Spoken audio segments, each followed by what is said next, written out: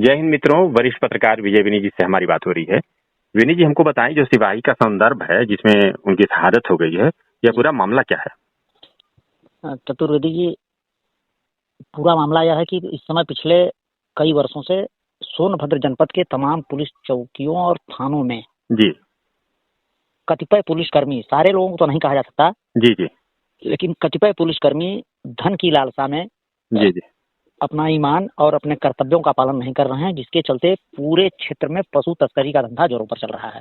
जी जी पैदल, जंगल के रास्ते, सड़क मार्ग, दोनों से पशु तस्करी बेखौफ हो रही है।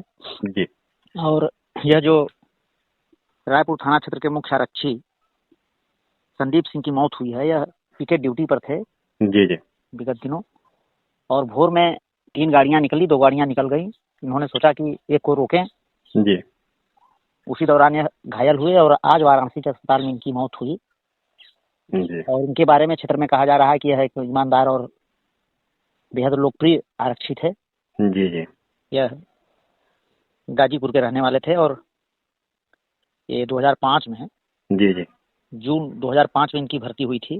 जी जी और यह मुख्य आरक्षी, इस समय मुख्य आरक्षी पद पर थे। जी जी इनकी मृत्यु के पीछे जी वास्तव में अगर कारणों को ढूंढा जाएगा, जी और मैं तो पुलिस के वरिष्ठ अधिकारियों से, चाहे वो आईजी हों, डीआईजी हों, डीजीपी महोदय हों या डीजी महोदय हों, यहाँ के पुलिस कप्तान महोदय हों, जी अगर निष्पक्ष रूप से लोग जांच कराएं जी तो इसमें पन्नूगंज थाने के कुछ पुलिसकर्मी, जी रायपुर थाने पर तैनात कुछ पुलिसकर्मी, जी सराईगढ़ पुलिस चौकी पर तैनात कुछ पुलिसकर्मी जी इस मामले में सीधे तौर पर लिप्त पाए जाएंगे। जी और यह पशु तस्करी का खेल, जी मैं दावे के साथ कह रहा हूं कि हमारे पड़ोसी राज्य बिहार के एक हमारे जनपद से सटे जनपद कैमूर के रहने वाले हैं जामा खान, जी जो बिहार सरकार में मंत्री हैं। जी उनका गांव नौखड़ा के पास है, चैनपुर के पास। जी सप्ताह में बाकायदे उनके गांव के पास बहुत बड़ा पशुओं का मेला लगता है। जी पन्नूगंज में तैनात एक इंस्पेक्टर दबिश देने पशु तस्करों के लिए गए थे, तो वहाँ उनके आदमियों ने उनको घेरा था, वह किसी तरह गिरफ्तारी करने में सफल हुए और ले आए। जी और सीधे तौर पर यह उस मंत्री की सह पर सोनभद्र से हो रहा है। और सबसे बड़ी बात इसमें है चौबे जी, जो शर्मनाक उसमें, अब चाहे इसको यहाँ की अशिक्षा कहिए, गरीबी कहिए, जी यह जो पशु तस्कर हैं उसमें 80% बिहार के ही हैं। जी और यहाँ के पनौरा, बांकी, जी बाराडांड, जी रामपुर बरकुनिया, सराईगढ़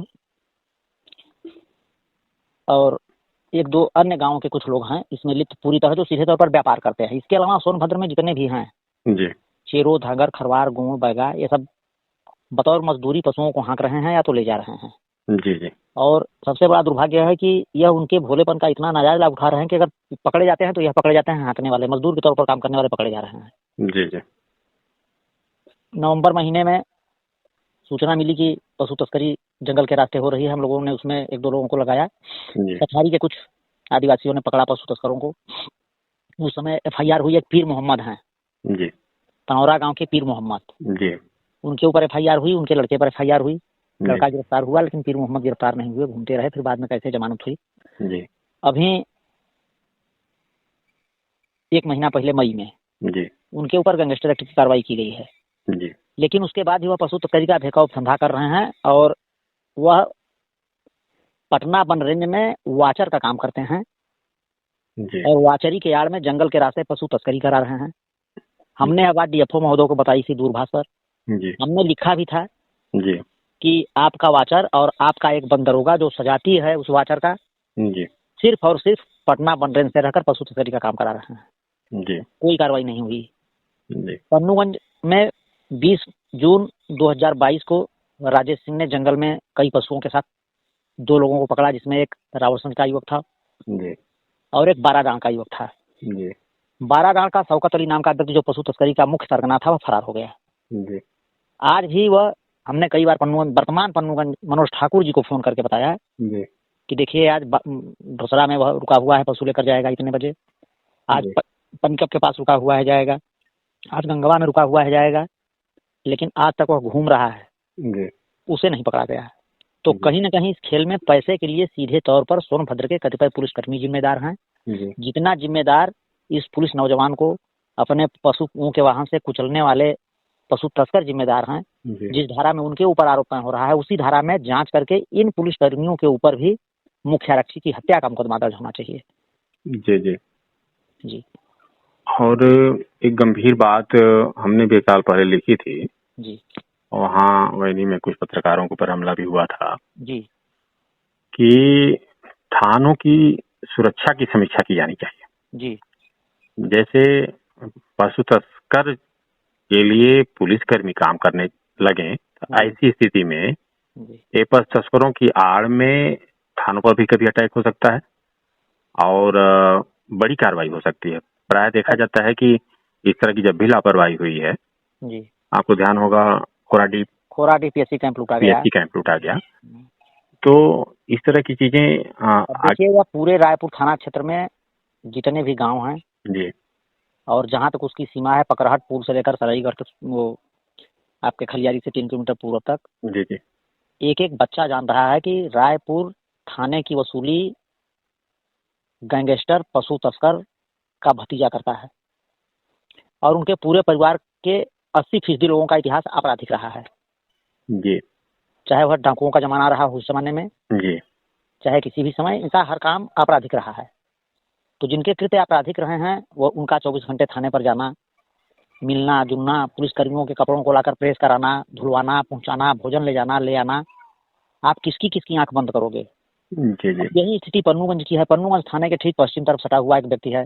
जी, वह जितनी भी वाहन जाते हैं पन्नूगंज से पूरब, जी, चाहे वह बालू लदी हो, गिट्टी लदी हो, सोलंग लदी हो या अन्य खनिज पदार्थ हो या पशुओं से लदी हो, जी, वह उनके साइज और लोड के हिसाब से जी, 300 रुपए से लेकर 1500 रुपए तक प्रति गाड़ी प्रति चक्कर वसूलता है।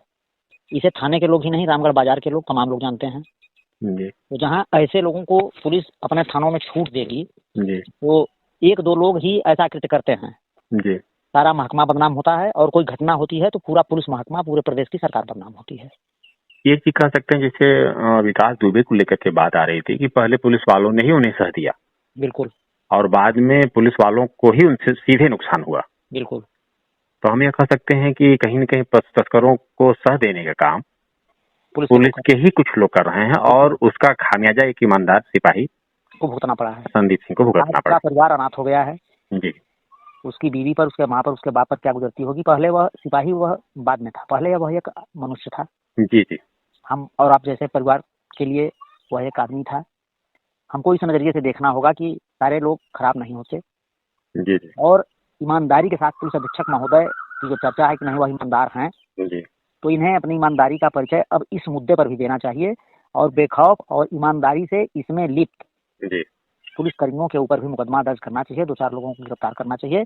हमारे पास पिछले 3 साल में जी, रायपुर थाने पर कौन कौन पुलिसकर्मी, पन्नूगंज थाने पर कौन कौन पुलिसकर्मी, पनौरा पुलिस चौकी पर कौन कौन पुलिसकर्मी इस कृत्य में लिप्त रहे हैं, सबका नाम पता है। मैं उजागर इसलिए नहीं करना चाहता कि चूंकि इनका कोई भरोसा नहीं होता। जी, जी, कोई भी वरिष्ठ पुलिस अधिकारी हमसे अगर उनका नाम जानना चाहे तो मैं नाम बताने को साफ तैयार हूँ, लेकिन वह तैयार हों कि जांच के बाद जी, उस जांच को वह सार्वजनिक करेंगे, तकनीकी जांच करवाएं और सार्वजनिक जांच करें, उसके बाद कार्रवाई करें। हाँ, जो लोग इस कार्यों में लिप्त थे उनकी संपत्तियों की भी जांच होनी चाहिए। और हम सीधे आते हैं, अब शहादत हुई है मुख्य आरक्षी संदीप सिंह, तो इस दुख की घड़ी में उन्हें मुआवजा की बात की जानी चाहिए, उनके परिवार वालों को नौकरी देने की बात की जानी। हमने पुलिस अधीक्षक से कुछ मांगे रखी हैं जी, जिसमें हमने यह दिया है कि जो पशु तस्कर हैं जनपद के समस्त थाना क्षेत्रों में, जी, उनके ऊपर गैंगस्टर के मुकदमे चलाए जाएं जी, और उनकी चल संपत्ति कुर्क करके उस मृत सिपाही के परिजनों को 50 लाख रुपए दिया जाए जी, और उनके मकानों को जी, बुलडोजर से ध्वस्त किया जाए। जी, रायपुर थाना क्षेत्र में पुलिस के लिए वसूली करने वाले पशु तस्कर के भतीजे को भी इस मामले में गिरफ्तार कर जेल भेजा जाए।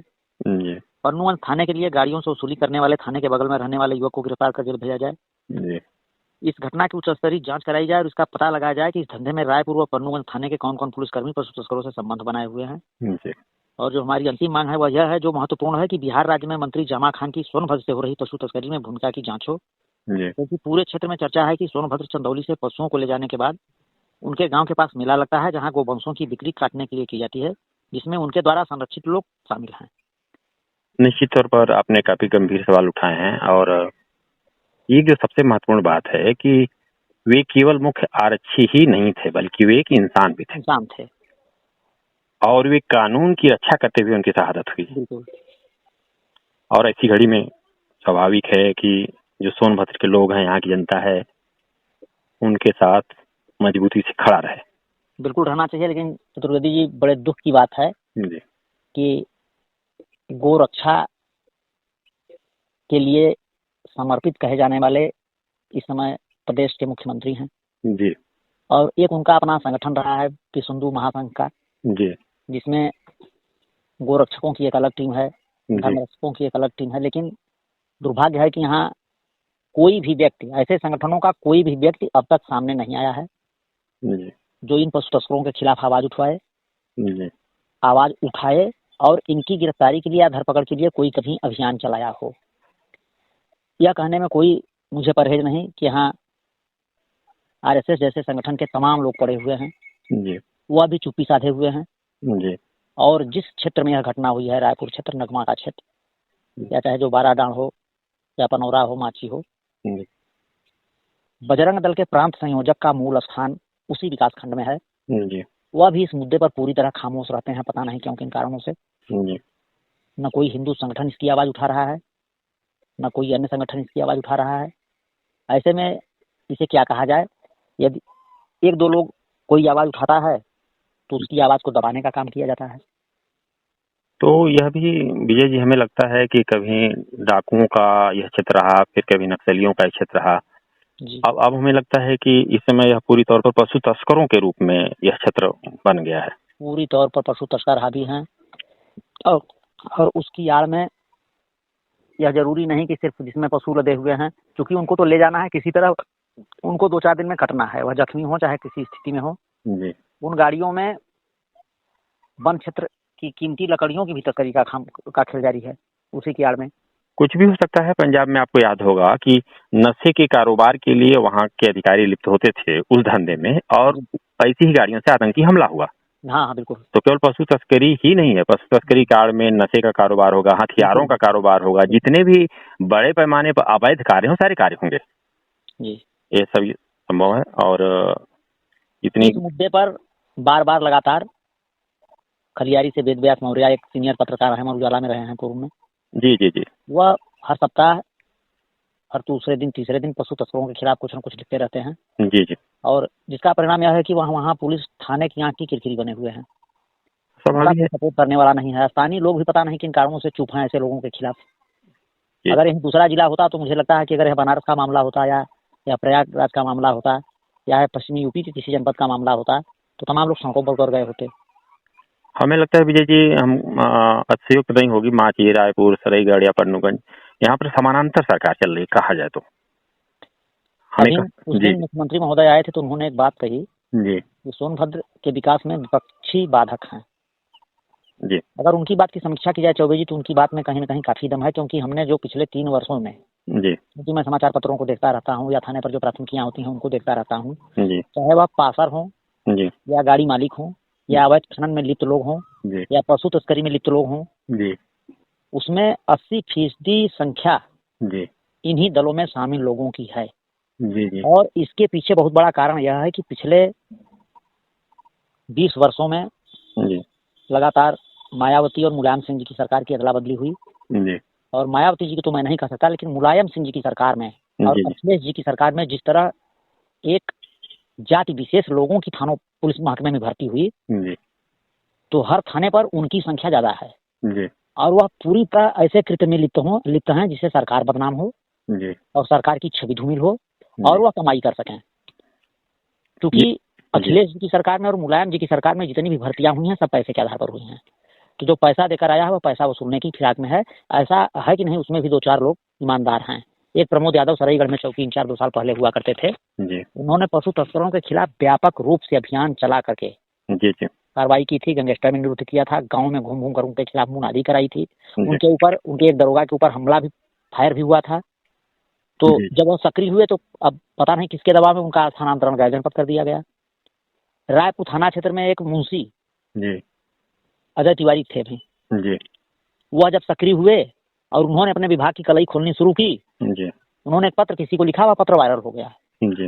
चौकी इंचार्ज, तत्कालीन चौकी इंचार्ज सुअर सोच की फोटो बिहार के कई नामी अपराधियों के साथ थी जी लोगों ने कहा मेले में फोटो बिहार के अपराधियों की जान पहचान सोनभद्र के एक चौकी इंचार्ज से कैसे हुई जी जी और अपराधियों के साथ वो क्यों फोटो खिंचा रहे हैं भाई फील्ड ड्रेस में तो उस मुंशी तिवारी अजय तिवारी का स्थानांतरण जनपद कर दिया गया जी इसी तरह जितने ईमानदार एक और पन्नूगंज थाने पर लड़का था मैं उसका नाम नहीं लेना चाहता ईमानदारी पूर्वक काम कर रहा था जी जी कुछ लोगों की वसूली प्रभावित हुई उस लड़के को काफी दिन तक पुलिस लाइन में रखा गया अब ऐसे स्थान पर उसे भेजा गया है जहाँ पर कोई काम नहीं उसको बैठा हुआ है तो ऐसा नहीं कि ईमानदार लोग नहीं है पुलिस महकमे में यही बात हम कहना चाह रहे हैं कि पुलिस महकमे में जो ईमानदार लोग हैं और अपनी कड़ी मेहनत से पुलिस विभाग की छवि को बनाते हैं बिल्कुल और कुछ ऐसे जो जिनका केवल सब कुछ पैसा ही हो गया है पैसा लेकर के सारे को कृत्य करा रहे हैं इन लोगों की वजह से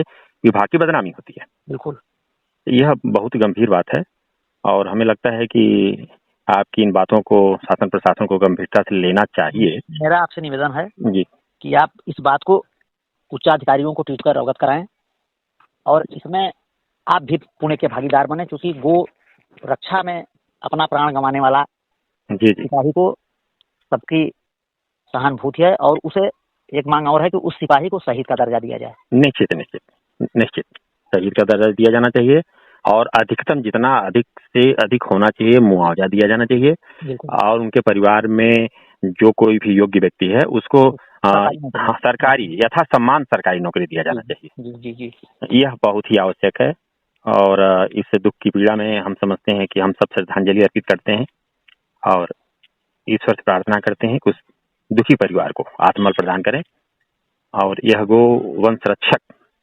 मुख्यारक्षी संदीप सिंह को हम सभी श्रद्धांजलि अर्पित करते हैं। जय हिंद।